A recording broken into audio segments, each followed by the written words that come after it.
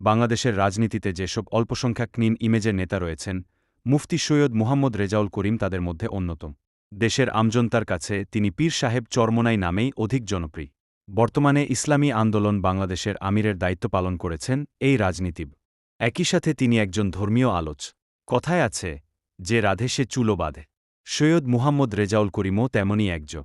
একদিকে দেশের রাজনীতিতে গুরুত্বপূর্ণ ভূমিকা পালনের পাশাপাশি তিনি ইসলামের আদর্শ বাস্তবায়নেও লাগাতার কাজ করে যাচ্ছে। ইসলামী আন্দোলন বাংলাদেশের আমিরের দায়িত্ব পালনের পাশাপাশি তিনি বাংলাদেশ মুজাহিদ কমিটি ও বাংলাদেশ কুরআন শিক্ষা বোর্ডের সভাপতি হিসেবে দায়িত্ব পালন করছে।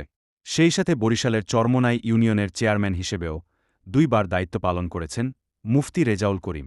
জনপ্রিয় এই রাজনীতিবিদের জন্ম হয়েছিল 1971 সালের 1 ফেব্রুয়ারি বরিশালের চরমোনাই ইউনিয়ন।